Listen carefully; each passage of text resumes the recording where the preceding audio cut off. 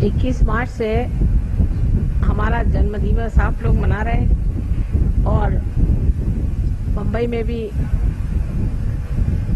बड़े जोर शोर से 4 दिन तक जन्मदिवस मनाया गया। उसके बाद दिल्ली में जन्मदिवस मनाया गया और आज भी लग रहा है कि फिर आप लोग हमारा अब जन्मदिवस मनाते रहेंगे।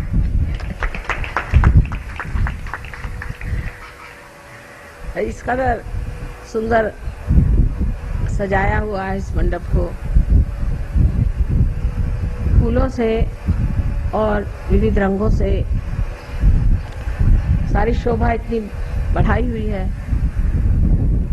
कि शब्द रुक जाते हैं कलाकारों को देख करके। उन्होंने किस तरह से अपने हृदय से यह इतनी प्रतिभावान चीज बनाई कि थोड़ी समय में।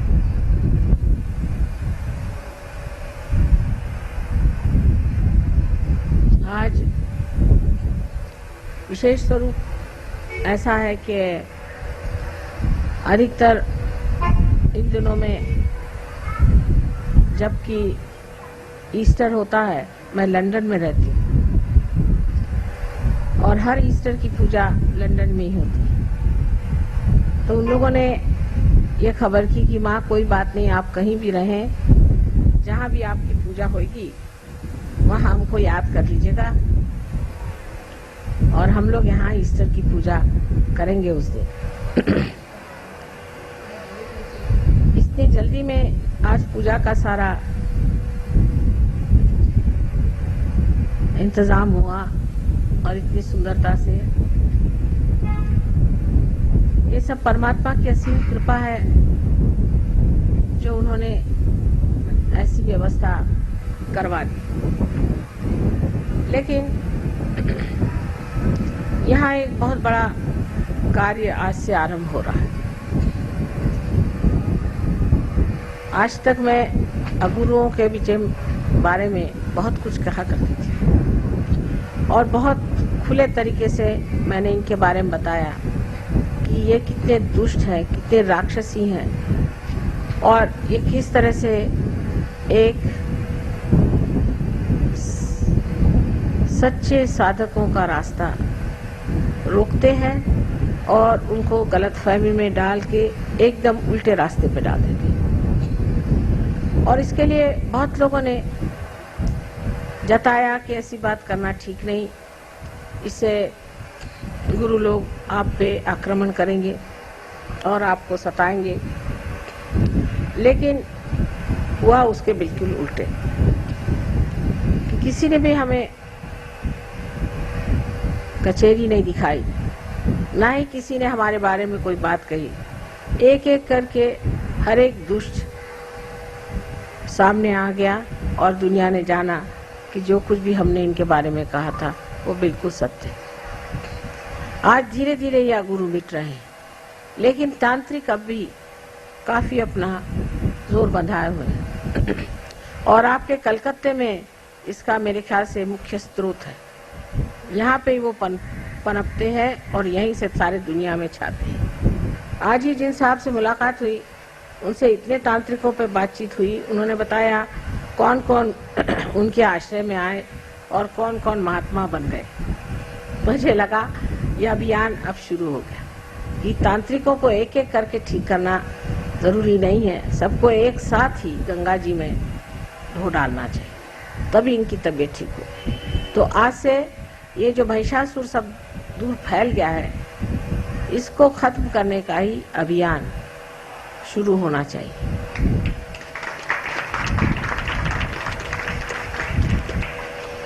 ये एक बड़ी भारी आत्मिक क्रांति है जिससे सारे संसार का कल्याण होने वाला है। सारा संसार इस क्रांति से पुनीत हो जाएगा और आनंद के सागर में परमात्मा के साम्राज्य में रहेगा।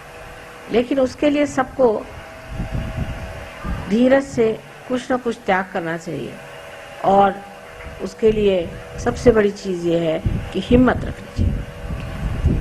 हिम्मत से अगर काम लिया जाए तो कोई वो दिन दूर नहीं जब हमारा सारा संसार सुख से भरा हो जाए। किंतु उसमें सबसे बड़ी अड़चन आती है हमें जबकि सहयोगी गहनता में उतरते नहीं। सहयोगियों को चाहिए कि वो बहुत गहन उतरे। हर सहयोगी के लिए ये एक बड़ी जिम्मेदारी है कि उन्हें इस क्रांति में ऐसा कार्य करना चाहिए जो एक विशेष रूप धारण किए हो। अभी तक जो भी सहयोगी मैं देखती हूँ उनमें यही बात होती है कि अभी हमारी ये पकड़ आ रही माँ, अभी हमारे ये चक्र पकड़ रहे हैं, हमारी ये हो रहा है, अभी हमारे अंदर ये दोष है, ऐसा है वैसा है। लेकिन जब आप देना शुरू करें, जब आप दूसरों को देना शुरू करेंगे, जब दूसरों का उद्धार करना शुरू करेंगे, तो अपने आप ये सब चीजें धीरे धीरे कम होती जाए। चित्त आपका इधर ही रहना चाहिए कि हमने कितनों को दिया, कितनों को हमने पार कराया, कितनों को हमने सहयोग में लाया है। जब तक हम इसको बहुत जोर से नहीं कर सकते तब तक सहयोग का कार्य आगे नहीं बढ़ पाए। और ये बढ़ाना अत्यंत आवश्यक है। उसके लिए और भी बहुत सी बातें करनी चाहिए जो कि हम लोग सोच रहे हैं कि 1 साल के अंदर घटित हो जाएगी। उसमें से एक बात ऐसे सोच रहे हैं कि एक इस तरह का कोई आश्रम बना लेंगे जहाँ पर कि सहयोगी अलग अलग जगह से आके रहेंगे और उनको सहयोग के मार्ग की पूर्णतया उनको परिचित किया जाएगा। इतना ही नहीं, लेकिन उनकी जो कुंडलिनी है उसकी जागृति भी पूर्णतया हो जाएगी और वो एक बड़े भारी महान योगी के रूप में सारे संसार में कार्यान्वित होंगे। इसकी व्यवस्था सोच रहे हैं और मेरे विचार से साल भर के अंदर कोई न कोई भी ऐसी चीज बन जाएगी जहाँ पर आप लोग कम से कम 1 महीना आके रह सकते हैं और वहाँ रह करके आप इस सहयोग में पारंगत हो जाएं और एक निष्णात प्रवीण सहयोगी बन के सारे संसार में आप कार्य कर सकते हैं। पर सबसे बड़ी बात यह है कि जो हमारे अंदर एक तरह का अपने प्रति एक अविश्वास सा है, जो डेफिडेंस है, उससे हमें बाज आना चाहिए। हम आपसे बताते हैं, यहाँ जो डॉक्टर वॉरेन है, ये जब सहयोग में आए थे तो हमारे पास ज्यादा 8 दिन तक रहे। उसमें भी लड़ते झगड़ते ही रहे पूरी समय। उनके पहले समझ ही में नहीं आ रहा था कि किस तरह से अपने को ठीक करें।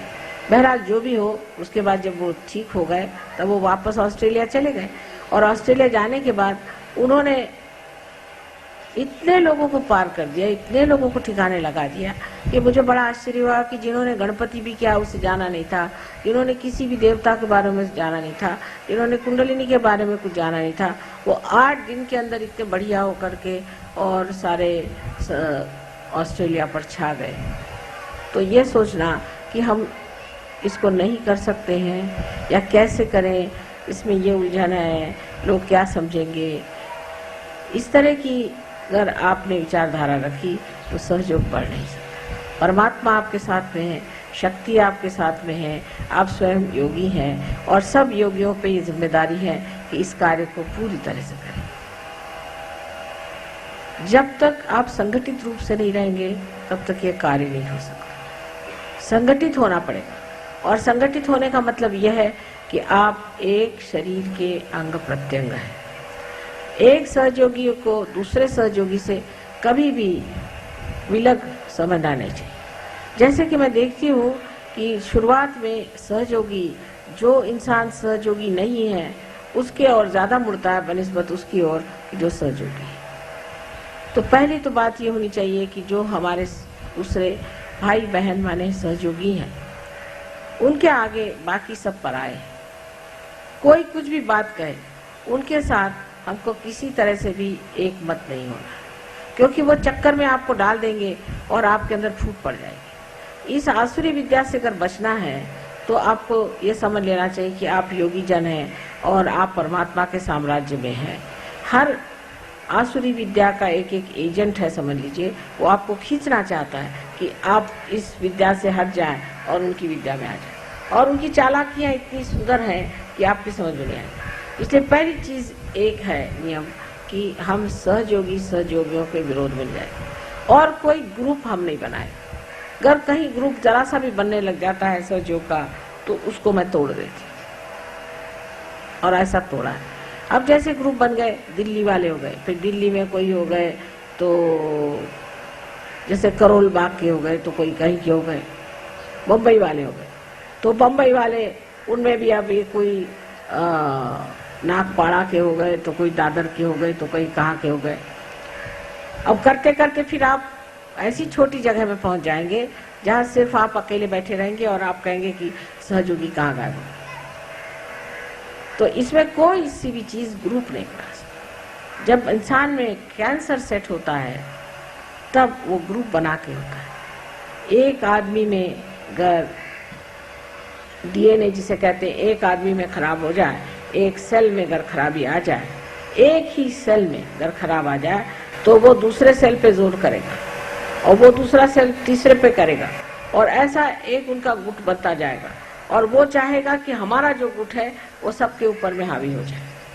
जब वो सब पे हावी होने लग जाता, जैसे कि समझ लीजिए कि आपके नाक के ही सेल्स हैं वो अगर बढ़ने लग गए, तो उन्होंने एक गुट बना लिया और एक बड़ा सा यहाँ पर लब सा हो गया, और उसने जा करके आक्रमण किया आपके आँख के ऊपर में, आँख को ढक लिया, फिर वहां से गए कान को ढक लिया। इस तरह से कैंसर जो होता है वो अपनी अपेक्षा दूसरों को नीचे समझता है और एक ग्रुप बना करके उनको, जो दूसरे लोग हैं जो कि सहयोगी हैं, उनको दबाता है।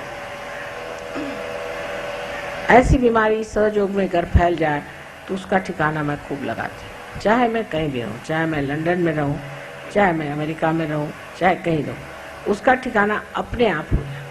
इसलिए किसी को भी कोई ग्रुपबाजी नहीं करनी चाहिए। किसी को भी ये नहीं सोचना चाहिए कि हम एक ग्रुप के हैं।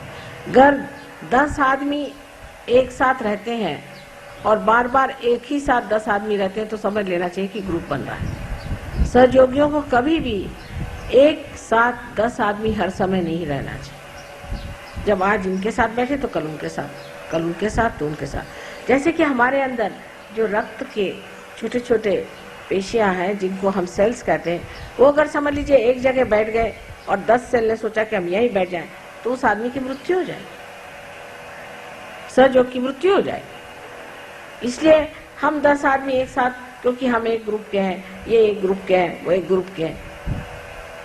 रक्ताभिसरण जिसे कहते हैं कि ब्लड का जो सर्कुलेशन है वो हमारे अंदर ऐसे खुलेआम से होना चाहिए। तो कोई सा भी ग्रुप नहीं बनना चाहिए। जहाँ ग्रुप आपने देखा बन रहा है, उस ग्रुप को छोड़ के दूसरे ग्रुप पे चले, उस ग्रुप को तोड़िए, उसे कहना चलो इस ग्रुप के साथ आ जाओ, फिर वो उसके साथ आ जाए। इस तरह से जब तक आप नहीं करेंगे तब तक आपकी कलेक्टिविटी में नेगेटिविटी बनती जाएगी। जैसे कि मैं कहती हूँ कि आपने अगर मथन करके और मक्खन निकाला, मक्खन के कण चारों तरफ है, उसमें एक बड़ा सा मक्खन का ढेला डालना पड़ता है, फिर उसके आसपास सारे जो हैं कण उसको जुटते जाते हैं। पर 4, 5, 6 कण मिलकर के अलग से अगर बैठ जाए तो जिसने मथा है वो कहता है जाने दीजिए, बेकार, ये तो मक्खन बेकार ही है, छोड़ दीजिए, जो बड़ा है उसको उठा लीजिए। तो सबको मिल मिल करके एक बड़ा सा मक्खन का जैसा स्वरूप है, इसी तरह से आपको भी एक बड़ा सा ग्रुप बनना चाहिए। करते करते फिर एक बड़े सागर में विलीन हो जाना चाहिए। तो एक बूंद को अगर आपको सागर में विलीन करना है तो आप 4-5 बूंद बना के सिर्फ बबूले बनाइएगा। जो भी इस तरह से कार्य करता है बबूला बना लेता है, और वो बबूले आप जानते हैं कि 2 मिनट के लिए आते हैं और नष्ट हो जाते हैं, अपने आप ही प्रकृति से ही होते हैं, उसको कोई करने की जरूरत नहीं। इसलिए कोई सा भी ग्रुप आपको बनाना नहीं, सबके साथ एक जैसा मिलना जुलना, सबको एक साथ जाना, सबसे एक साथ प्रेम रखना और सबको एक साथ समझने की कोशिश करना चाहिए। एक दूसरों को किसी भी तरह से आपको क्रिटिसाइज कभी नहीं करना चाहिए। आप आपस में भाई बहन नहीं हैं, लेकिन आप मेरे शरीर के अंग प्रत्यंग हैं। अगर समझ लीजिए मेरी एक उंगली ने दूसरी उंगली को क्रिटिसाइज कर दिया तो क्या फायदा होगा, इससे तो नुकसान ही होने वाला है। इसलिए ठीक यही है कि मनुष्य को, क्या हो गया, बैठ तो जाइए। इसलिए बहुत उचित यही बात है कि हम लोगों को ये सोचना चाहिए कि अब हम मनुष्य नहीं, हम अति मानव हैं, और अति मानव की जो स्थिति है उसमें हमें सब दूर घूम फिर करके और अपना चित्त परमात्मा की ओर रखना चाहिए। ये बड़ी भारी एक कठिनाई आ जाती है सहयोग में शुरुआत में, जबकि कलेक्टिविटी आदमी पता नहीं क्यों तोड़ देता है। ये भी एक आसुरी विद्या है जहाँ कलेक्टिविटी टूट जाती है। अब जैसे हम कहें कि बम्बई में ये काम कम है, पर दिल्ली में अब भी नहीं, और कलकत्ते का मुझे अभी मालूम नहीं हाल, लेकिन मैं यही कहूँगी कि ये बीमारियाँ फैलने मत दीजिए। आप लोग सब मेरे बेटे हैं और मेरी बेटियाँ हैं। आपस में कोई सा भी आप में अगर कोई मतभेद हो जाए तो उसमें कोई ऐसी बात नहीं है, लेकिन ये कि आपस में आप ग्रुप बाजी मत करें। फिर एक ग्रुप बन गया, फिर वो ग्रुप वाले कहेंगे साहब हमारे आदमी को आप सामने करें, वो कहेगा हमारे आदमी को सामने करें, और उसका फिर असर क्या आएगा आप देखते हैं कि ऐसे लोग सहयोग से परान्मुख हो जाते हैं, हट जाते हैं, उनका स्थान खत्म हो जाता है। जैसे गुरुओं को खत्म किया है वैसे इस तरह के लोगों को भी खत्म किया जाता है। सो मैं नहीं करूं तो आपकी प्रकृति ही करे। इसलिए आपको खास करके मुझे कहना है कि कृपया आप लोग अपनी ओर चित्त दें और दूसरों की ओर प्रेम दें। दूसरों को प्रेम दीजिए और अपनी ओर चित्त दें। अपनी ओर देखें और अपनी ओर देखिए आप ये कहिए कि हम कैसे हैं, क्या हम ठीक है, क्या हमारे चक्र ठीक है, क्या हमें कोई दोष है, या अगर आप सोचते हैं कोई समझता है उससे जाके पूछिए कि भाई कोई चक्र पकड़ रहा तो बता दीजिए, हमारी समझ में नहीं आना। जिस दिन आप इस चीज को अपना लेंगे कि हम माँ के अंग प्रत्यंग में बैठे हैं, आप समझ जाएंगे कि आपका कितना महत्व है। आप चाहे जैसे भी हैं, हमने आपको स्वीकार कर लिया। अब आपको भी हमें स्वीकार करना होगा और जानना होगा कि अब अत्यंत शुद्ध और पवित्र भाव से रहने से ही हमारी माँ को सुख और आनंद मिल सकता है। आज की एक विशेष तिथि है, जिस तिथि पर ये नया अभियान शुरू हो रहा है कि सारे दुनिया के जितने भी तांत्रिक हैं उनके पीछे मैं अब लगने वाली हूँ। और मैं चाहती हूँ कि आप भी सब के पीछे हाथ धोकर लगे, और जहाँ भी कोई तांत्रिक दिखाई दे तो उसके पास जाने वाले लोगों के लिए कुछ आप चाहें तो उसके लिए हैंडबिल्स वगैरह छपा के वहाँ भेज दीजिए कि ये आप तांत्रिक है और तांत्रिक से भागते रहिए। अगर जो आदमी तांत्रिक के पास जाता है उसके घर में अगर तांत्रिक आ जाए तो 7 पुश्त तक वो पनप नहीं सकता, उसके बच्चे नहीं पनप सकते, 7 पुश्त तक उसके यहाँ हालत खराब है, बड़े बड़े नुकसान हो जाएंगे, उसके घर जल जाएगा और हो सकता है उसकी बीवी कहीं आत्महत्या कर ले, उसमें उसके घर में हमेशा तकलीफें, दुख और परेशानी है। इसलिए ये जो अभियान है इसका आज का दिन ही ऐसा है कि जिसे सब लोग मजाक में अप्रैल फूल का दिन कहते हैं। तो इनको बेवकूफ़ बना बना के ही पटका जाएगा, इनको बेवकूफ़ बना के और पटका जाएगा, क्योंकि ये अपने को बहुत अक्लमंद समझते हैं। तो इनकी जो बेवकूफ़ियाँ हैं उनको उनका पूर्णतया उद्घाटन करना आप लोगों का कार्य है। आप सबके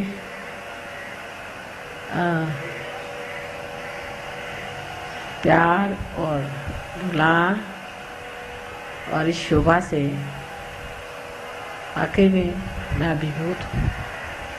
इतना आप लोगों ने खर्च किया, इतनी शोभा बढ़ाई है, सो यही कहना है कि बहुत ज़्यादा खर्चा करने की ज़रूरत नहीं।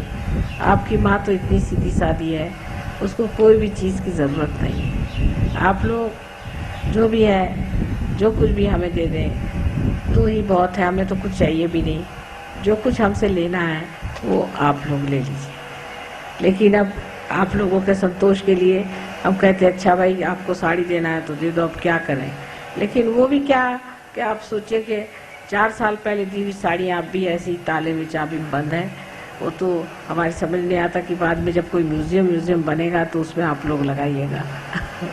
तो ये सब चीज़ें आपके शौक के लिए जो भी आप कहें, मेरे पास धरोहर रखी हुई है और इसकी कोई ज़रूरत नहीं। पर अब आपका प्रेम ऐसा है कि उसके आगे मैं कुछ बोल भी नहीं सकती और कुछ भी कह भी नहीं सकती। जो भी प्रेम से दीजिएगा, चाहे वो शबरी के बेर हो और चाहे आप लोगों की कीमती साड़ियाँ हो, सब मेरे लिए मान्य है।